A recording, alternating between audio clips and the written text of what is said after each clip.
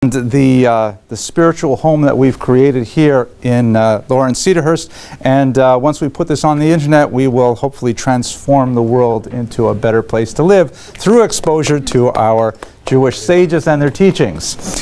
Let me just go quickly into the nature of the shir, and then we will start right away. I will give you a little bit of advance warning. Tonight is a little exceptional. We started a little bit late. I like to start right at 8:30. But we will start right on time. And the format is very simple. I'm going to take just half an hour to speak about the historical background of the individual that we'll be studying, to try and place, for the most part we can say, his ideas in their historical context. And then the second half hour will be when we really get into the material, when Rabbis Teitelbaum and Trump in alternating weeks will actually guide us through a session of learning their texts. The goal of this series is to enrich our appreciation of these fantastic thinkers and give us a sense of how they have shaped our Weltanschauungen and how they have created the Jewish world in which we now live. The topic for today is, of course, if we're going to speak about any of the great thinkers in our shared heritage, we have to begin with Rabban Shel Yisrael, the acronym for the great thinker Rashi. His true name, of course, is Rabbi Shlomo Yitzchaki, Solomon, the son of Yitzchak. But he is really the founding father of the way we learn text. In fact, there's an expression that in order to learn Torah, you must really learn it with two fingers. One firmly lodged in the actual biblical text itself, and the other in the commentary of Rashi. And learning the text in two ways gives us this unique, nuanced way to read the text, which creates an entirely different way of looking at the world, Jewishly, through the eyes of this great commentator. His years are 1040 to 1105. He is one of the greatest of the Ashkenazic figures. He is a rather liminal character in many ways, occupying the borderline chronologically and in some senses geographically. So let's have a very quick look at some of the major features of his life, and then we'll turn to the texts themselves. Placing him within context, and I realize, by the way, looking around the room, that there's a great deal of highly educated people here who have had 8, 20, 25 years of full-time Jewish education. I apologize if much of this is going to be basic review for you, but for the rest of us, I'd like to give you some more serious background information that will be useful. But perhaps I'll just start with a small personal anecdote, in particular because I have my brilliant son Boaz here filming, and I don't think I've ever told him this story. But I recall distinctively one of my personal most powerful connections with Rashi was when I was studying in yeshiva in Israel, and I came to Torah as an adult. I was in my mid-20s when my wife convinced me that I should really be studying much more Torah.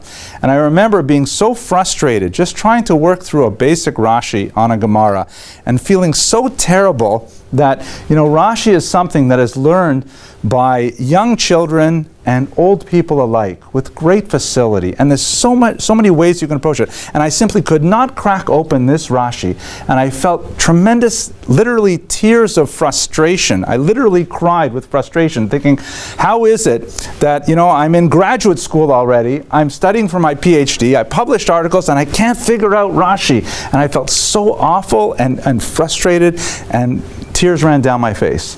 The next morning, when I went back to Shir, Rashi was all of a sudden my best friend. All of a sudden, everything that Rashi said, it felt like he was just standing behind me, whispering in my ear, guiding me through the Gemara, and it was a transformational moment. I've always felt very close to Rashi and to textual study, really, as a result of that particular day in Yerushalayim.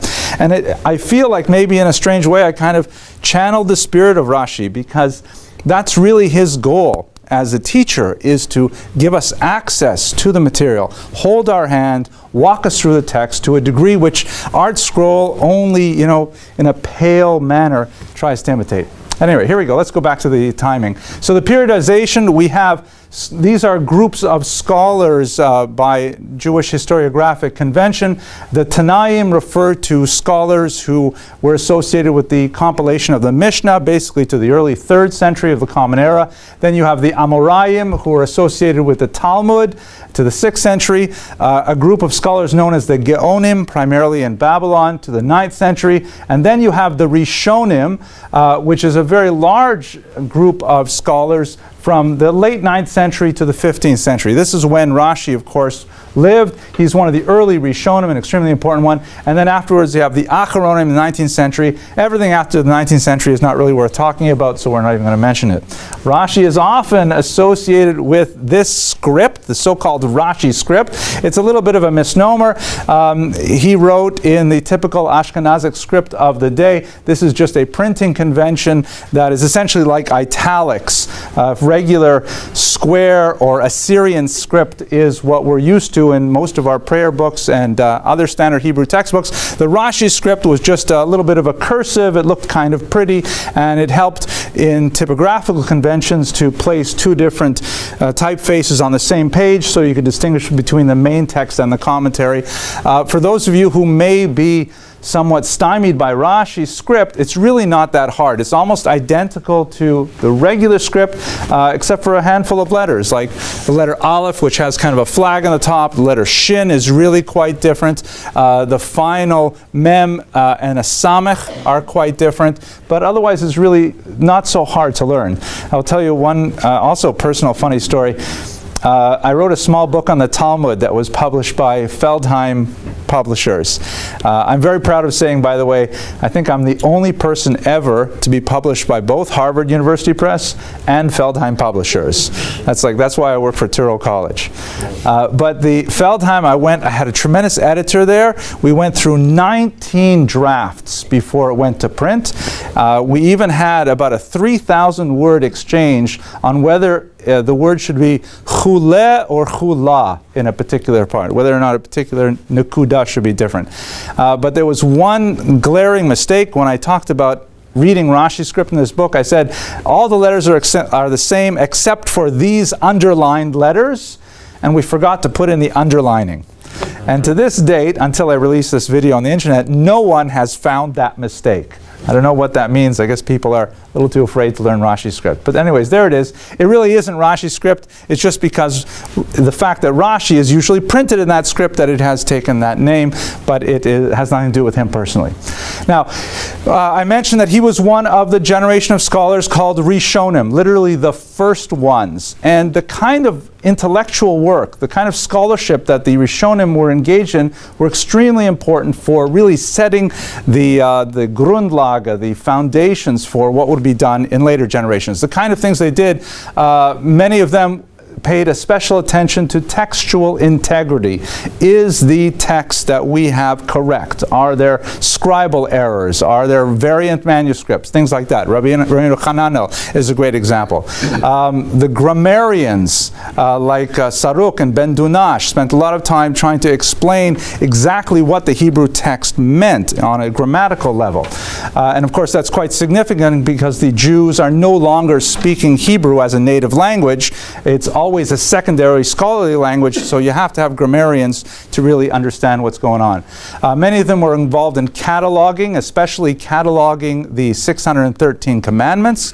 The Smag is one of the most important, but we have several others, the Chinuch and others. Systemization, which basically refers to the taking of the entire corpus of Jewish thought and making sense of it, organizing it into chapter headings and separate books and so on. Maimonides is a classic example. And finally, in this context, resolution of apparent contradictions, which is the primary function, in my humble opinion, of Tosafot. We'll come back to who they are. Rashi's goal, however, unique in many ways among the Rishonim, is he wants to provide access. He wants to simply say this is a very hard, difficult text. It's arcane, it's convoluted, it's opaque. What do we do with it? He holds you by the hand, offers you small, pithy comments to try and give you a sense of what does the text actually mean. Little side-by-side notes that help you work through the text. And secondly, he's also very big into integration. And by that I'm referring to specifically the integration of the written Torah and the oral Torah. The written Torah, of course, being the 5 books of Moses, the oral Torah being the much larger corpus of Jewish thought that is encapsulated in the Mishnaic works, the Midrashic works, the Talmud, texts of the Kabbalah. He wants to try and bring them together. He chooses very carefully. He anthologizes with tremendous editorial skill, finding the right balance between how much is going to be enlightening and how much will be overwhelming. And he offers that to the reader on a very basic Hebrew level, such that we can appreciate the text and its tremendous nuances. That's really the genius of Rashi, is these two basic ideas, allowing access to the text and integrating the various bodies of thought that apply to that text. Where did he live? As I mentioned, he comes from Ashkenaz, which is an ancient Hebrew term that refers to the land from which Chinese food comes. No, I just made that up. I'm waiting for people to laugh. How's that joke go? Is this an audience or an oil painting? No, that's okay. Boaz, you can laugh, okay? All right. Anyways, here's a map of Europe. And this map actually shows the emigration of Ashkenazic Jewry to Eastern Europe. About 70% of American Jews trace their ethnic origins to Eastern Europe, and the overwhelming majority of those Jews trace their origins to Ashkenaz. It's the term used primarily for the Rhineland in Germany, and for various reasons, which are not our discussion today, but there was anti-Semitism drove them towards the east, and economic opportunity was a vacuum that drew them towards the great cities of Ukraine and Poland and Lithuania. Lithuania being in the north here, of course, where Jews of unusual intelligence, fashion sense, and humor come from. So that's where, and then later many of them, by the way, emigrated down to South Africa. We occasionally get a few hangovers from Lithuania coming from South Africa. The Rhineland here is the locus classicus for the Ashkenazi Jewry and the culture that developed in Northern Europe. It is most commonly contrasted with Sephardic Jewry, which of course was still in a period of tremendous ascent. It was the golden age in Spain. That would be Sepharad or Sephardi Jewry out to the west. And there, of course, are Jewries in North Africa and in the Middle East as well that all have different ethnic groups. Rashi himself lived in several places in the lands of Ashkenaz, both in what would be contemporary France and in Germany. He studied in the great school of Rabbeinu Gershom Meir Hagola. We don't know a lot about the specifics of his life. We know that he grew up in an area of great viticulture, and he may quite likely have been involved in being a vintner himself, or at very least in the commerce dealing with wine and grapes. There are all kinds of fantastic stories and legends about his birth and his youth and so on. There are a couple different versions in which his parents, in one version of the story his father, and the other version of the story his mother, gave up the possibility of owning phenomenal profit through the sale of a jewel that was destined for the diadem of the Pope or something like that. I don't remember the exact detail of which ecclesiastical figure it was, but they really didn't want to see this beautiful jewel be used in that purpose, and so therefore they cast it into the sea in one version, and as a result there was a promise made to them in these versions of the story that they would have a child, the one child, Shlomo, who would enlighten the eyes of all Jewry. Whatever the truth of the legends are, there's no question that he grew up to be this great enlightener. There's another amazing version of a story in which his mother was in the city of Worms, and there are people who today claim to have place in Worms where this stands to this very day, where when she was expecting, she was walking in one of these narrow hallways, corridors, and a horse and carriage came bustling through there with tremendous speed and threatened to run her down. And so she flattened herself as much as possible against the wall. But of course, she was heavily expecting, and she would have been hurt. The baby would have hurt. So the wall, as it were, became concave in order to allow her and her unborn child to be protected as the cart went by. It's an amazing story. There's no historical grounds to believe it actually happened as said, but nevertheless it gives you a sense of what people say about him. He studied primarily in the region known as Shum, which is the tri-town of Speyer, Worms, and Mainz, 3 towns that are very proximate to one another in the region of Ashkenaz.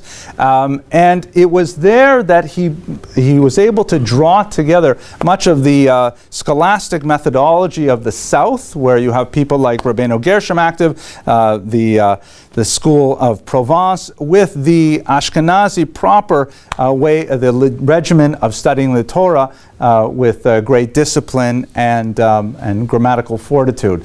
He then, in 1070, opened up his own yeshiva.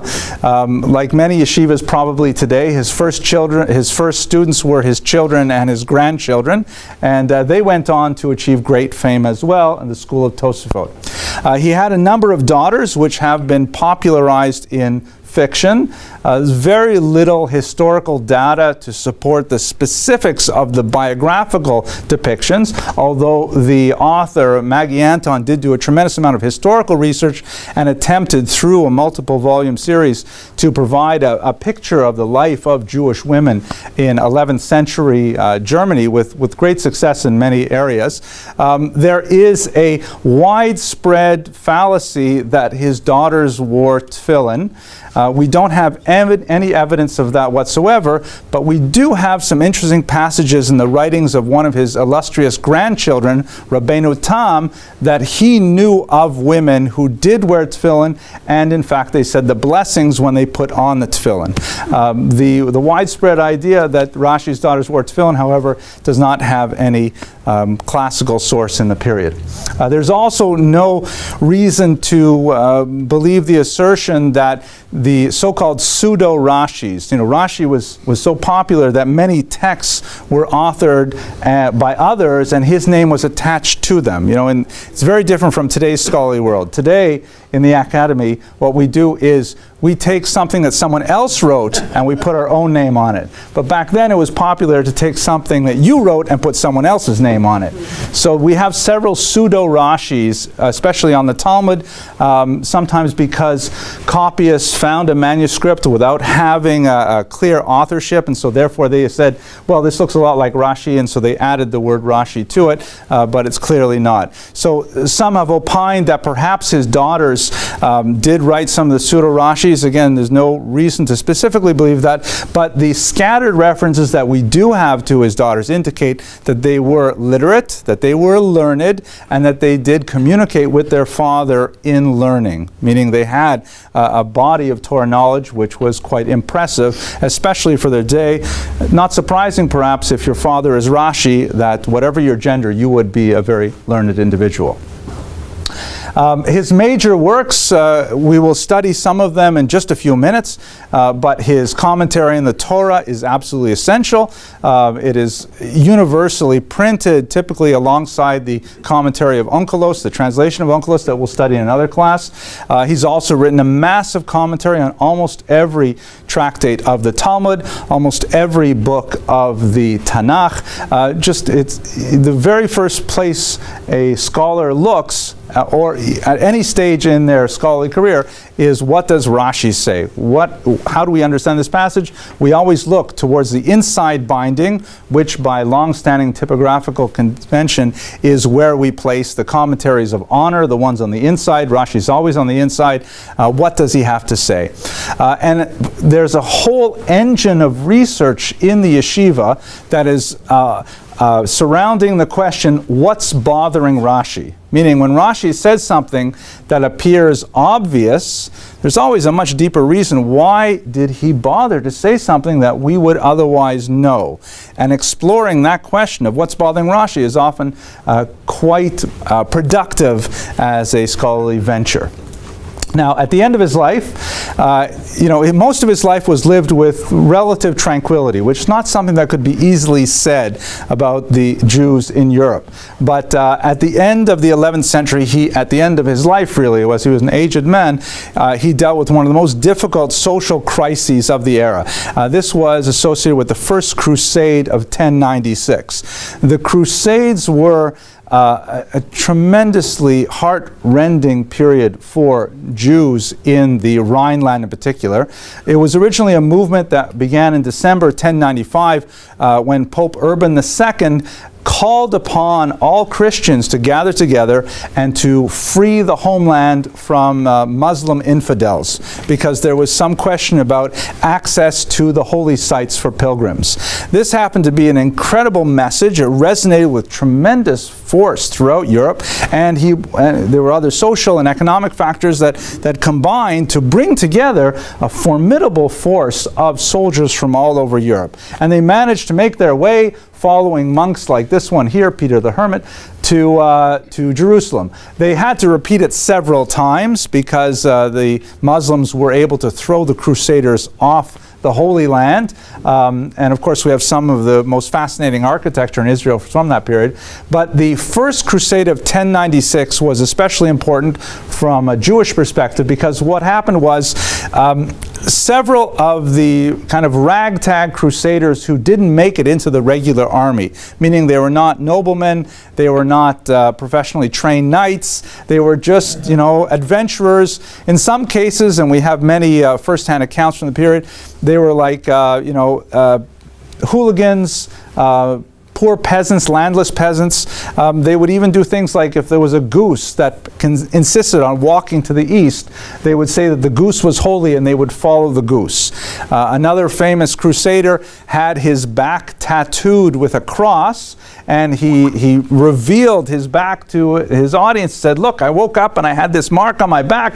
It obviously means you have to follow me." And so they followed him off to the Crusades. There are a lot of kind of, marginal people involved in the Crusades. And a certain number of them up here in the Rhineland said, wait a second, why are we schlepping, they didn't use that word, maybe they did, it was Germany, why are we schlepping all the way to Jerusalem to fight the infidel when we have the infidel right here in our very backyard?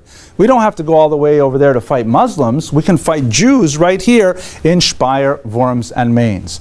And so there were tremendous massacres of Jews in the Tri-Town that was the home of Rashi for many years, and horrible massacres which we recall every Shabbos when we read Av HaRachamim, a paragraph that's read after the Torah reading in memory of those martyrs of 1096. The reason why this was especially poignant for Rashi is because once that fateful summer had passed, we learned that many different things happened to the Jews of those communities. Many were, of course, killed outright.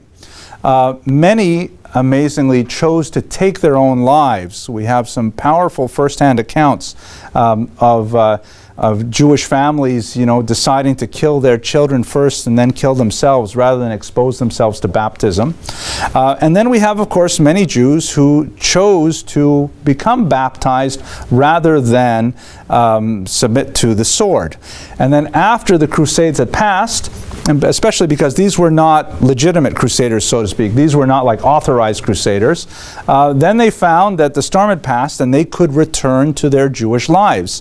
And the question was, could they return to their Jewish lives? We have to recall that this was not a period of religious fluidity when people could simply become a Zen Buddhist and then become a Muslim and then become a Christian at will. Once you left a religious community, that was it. You were gone. And so you had all these Jews who felt terrible about their choices, and they appealed to the greatest authority of the age for guidance on what they could do.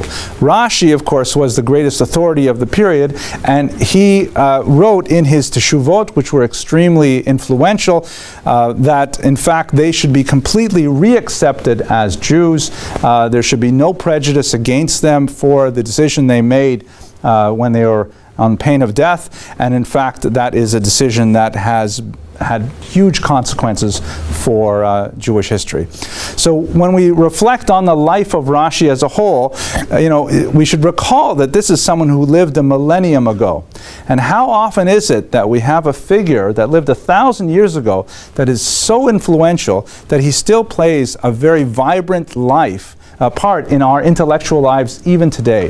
When children in first grade are learning Rashi, when scholars at the highest levels of yeshivas are studying Rashi with the same level of enthusiasm and fervor, we get a glimpse of the tremendous power of this figure. So at this point, I've finished the historical part of the presentation. I'd like to hand the microphone over to Rabbi Teitelbaum to please give us some insight into the actual texts that Rashi authored.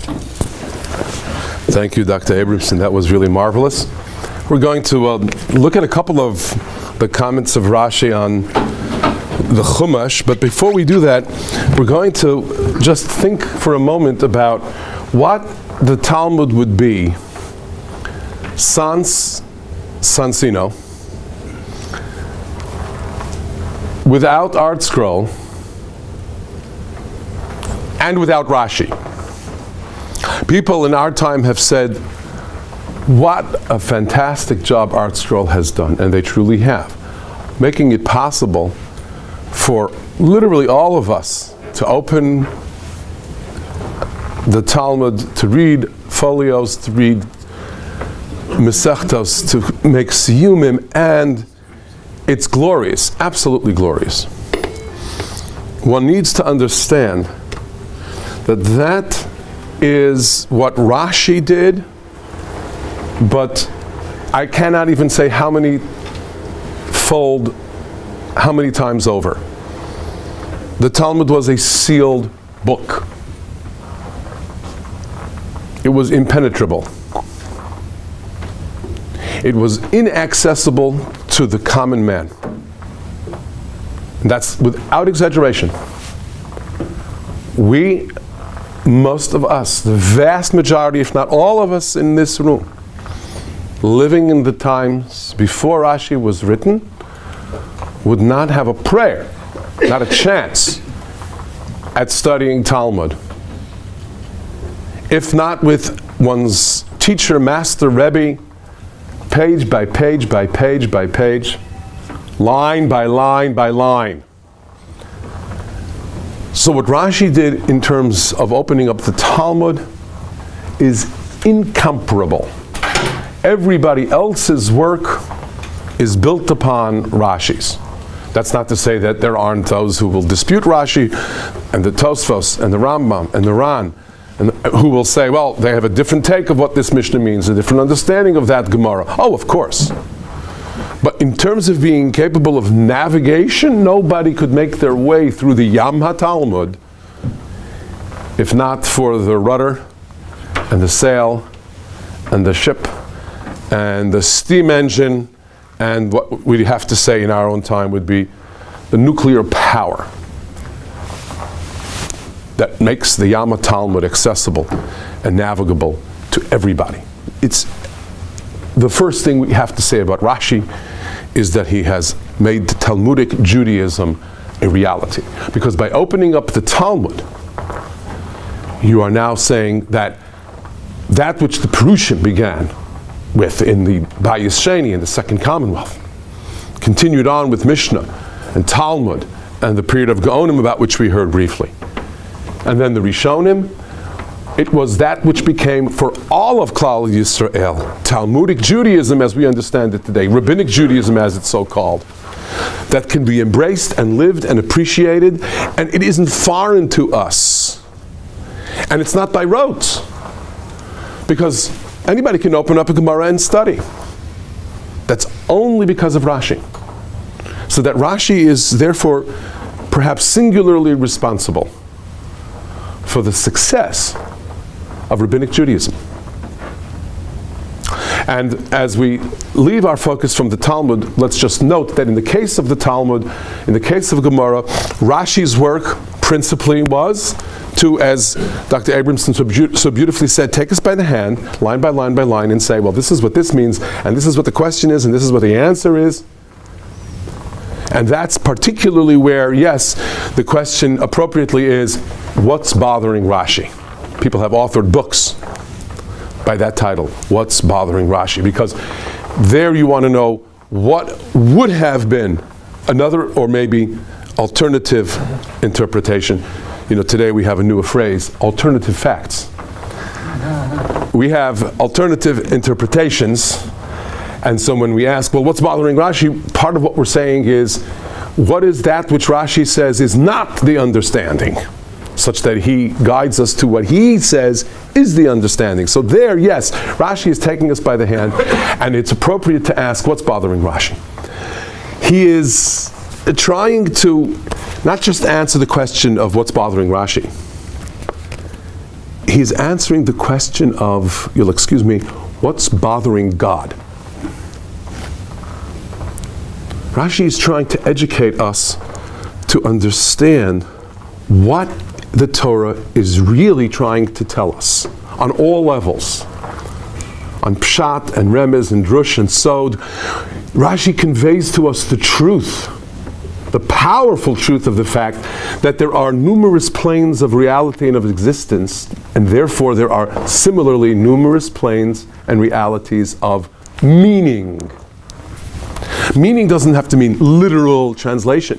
Meaning means sod, the most profound, even mystical understanding of what God conveys to us in Torah, let alone drash, let alone pshat, pardes as they are called.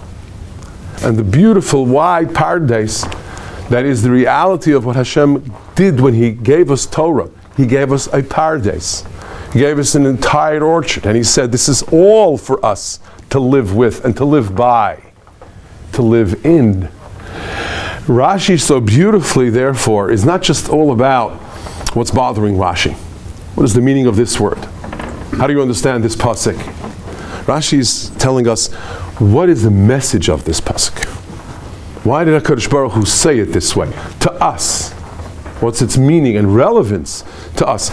Specifically, to go back in time to Parshas Bereishis and to Chumash Bereishis, to a couple of citations in Shmos, because I want you, and suggest that you in the Parshios moving forward, Bo, Va'era, Bo, B'Shalach, Yisra, Mishpatim, Truma, Tetzava, that you should look at Rashi now and find both that tremendous Parshanut, that tremendous idea of understanding the Parsha and understanding the textual meaning and message of the pasuk, and yet also seeing the broader sense that Rashi gives us, where he says, don't just ask me what's bothering me, ask me what's bothering God.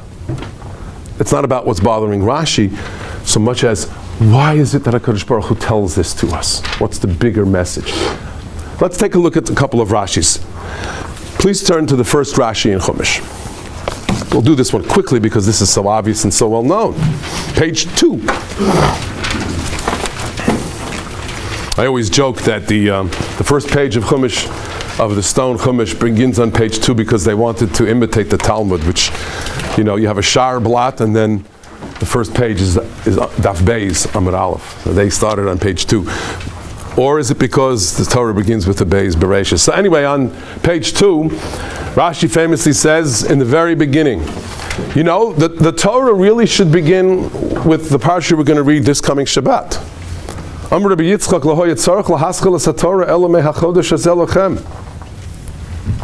Shehi mitzvah rishana shenitztavu bo Yisrael. Rabbi Yitzchak says the Torah is a guide to life. So mitzvah number 1, hachodesh hazeh lochem, Rosh Chodeshim.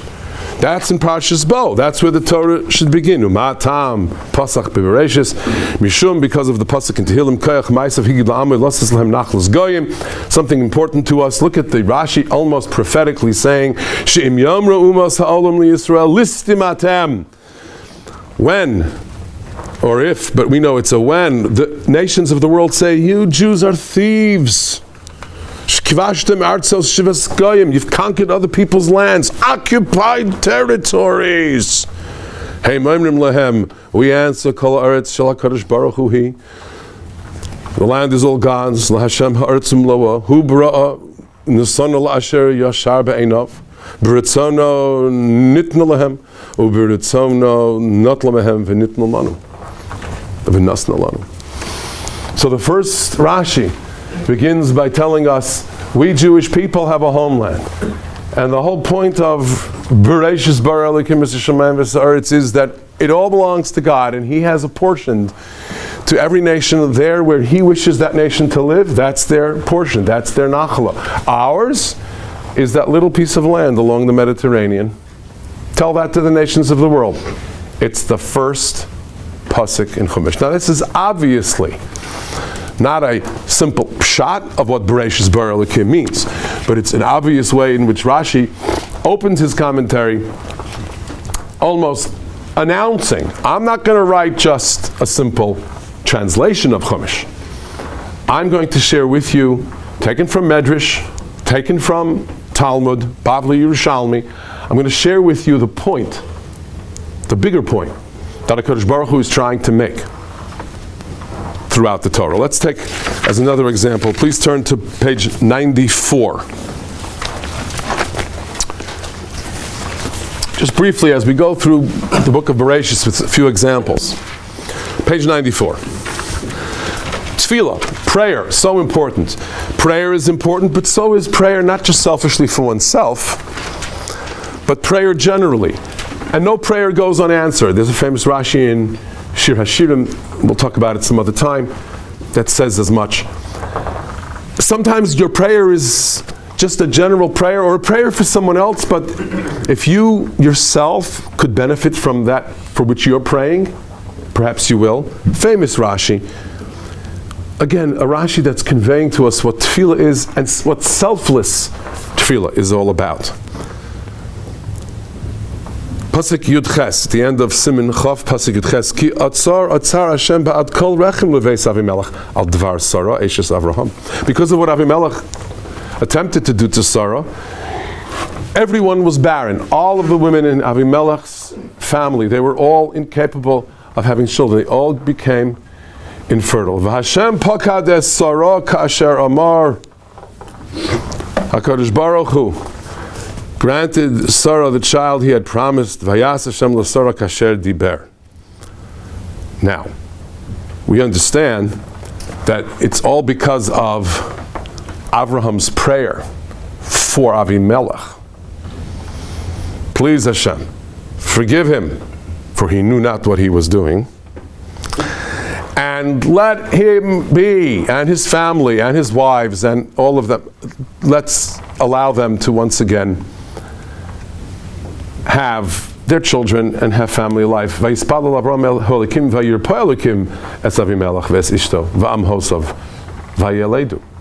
same prayer of Avram Avinu also is answered when the pasuk says, "V'Hashem pakad es Sarah kasher amar." Says Rashi, "Samach parsha zu lekan."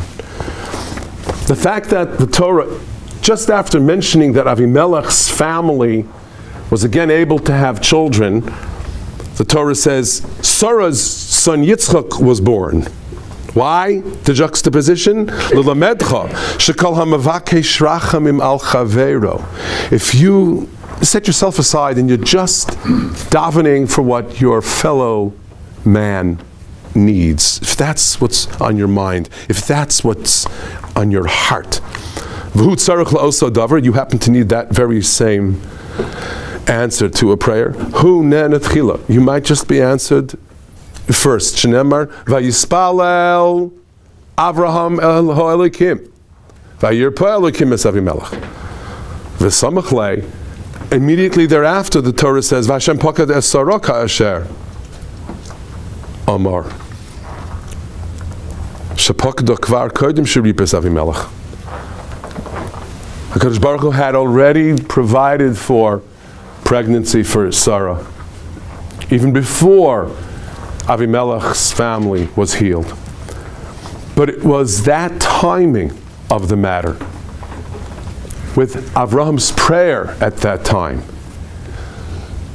that caused that at that time Sarah should become pregnant.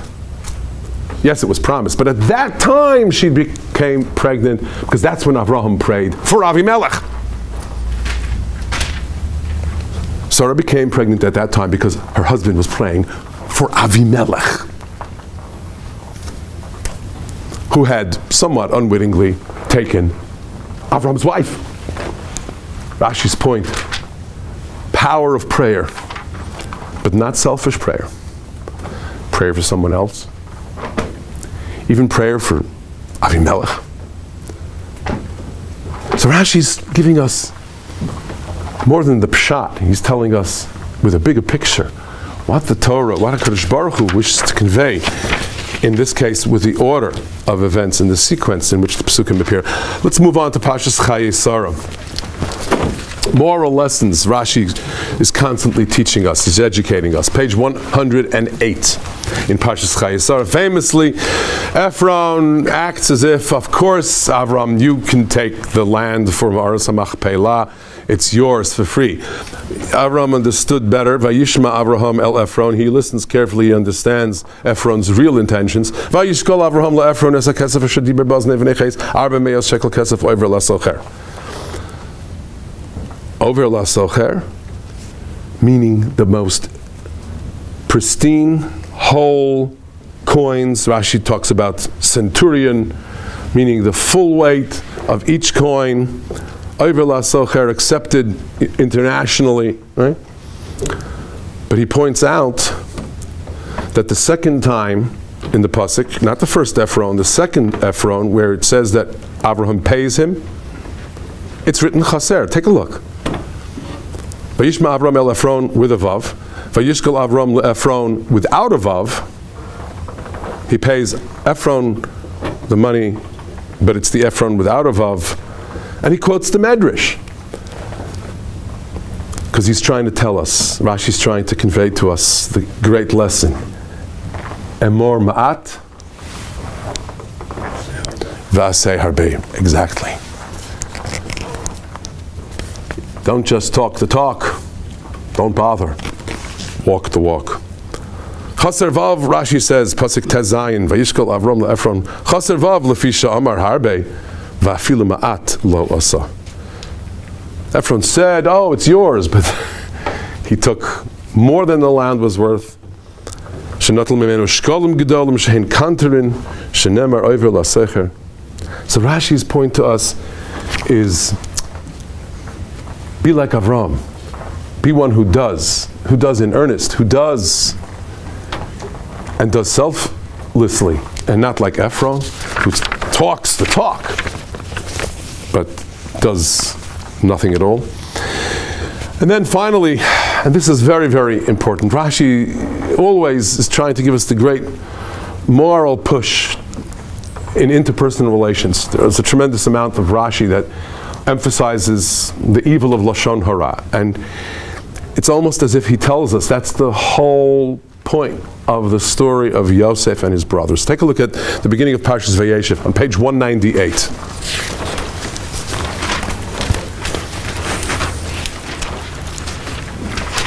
Rashi is not just going to be content with telling us what it was that Yosef said about his brothers. He points out in the Rashi how each and every point of what it was that he said is revealed to us in the Pesukim, and how Yosef suffered the consequences for each aspect of the Lashon Hara that he spoke about his brothers. Rashi Divrei HaMaskal, Dibasam Ra'ah,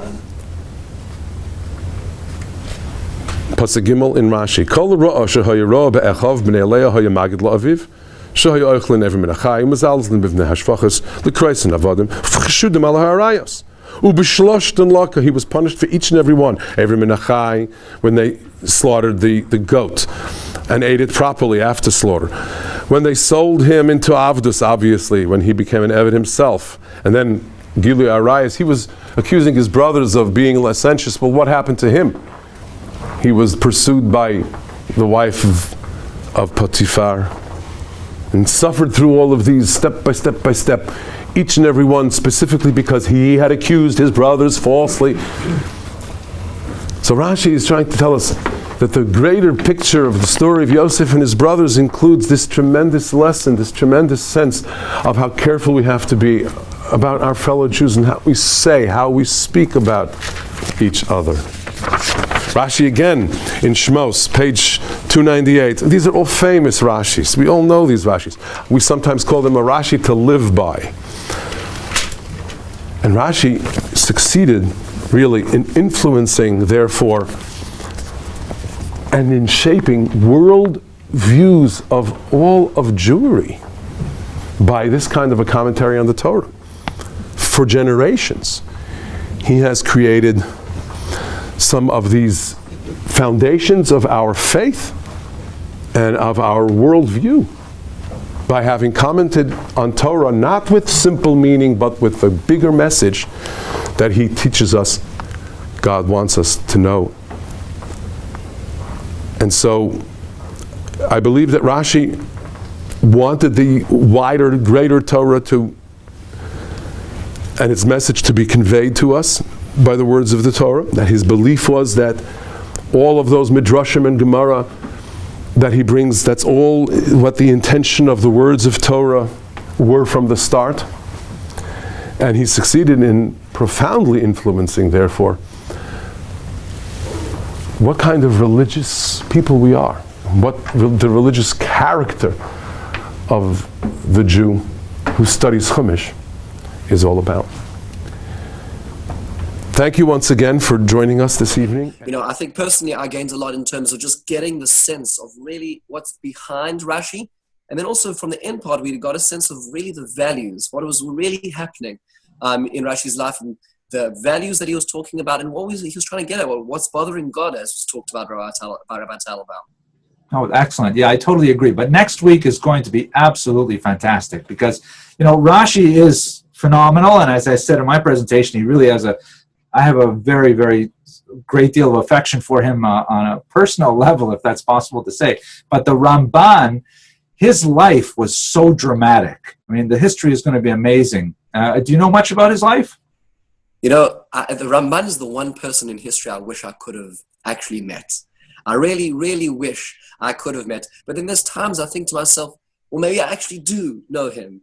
Because the more you learn about him, you see this character who is so three-dimensional, who is so emotional and intellectual at the same time. And then you realize the backdrop of what his life was. And when he says this, it's almost like you really are meeting him. Well, what do you plan to talk about next week? So one of the things which I like to talk about is the Ramban. When one looks at the Ramban, there's so many opportunities of what to start with. He's so prolific. But there's just a number of places which really capture who he was, what he was dealing with, and the depth of his perception, whether it be talking about afterlife, whether it talk about his interactions with people this time before he got expelled from Spain. The great debate of the Ramban. When we're talking about some of the aspects of when he arrives in Israel and how that reforms his perspective on the Pirush he was giving from far away Spain. There's so much to talk about this incredible individual.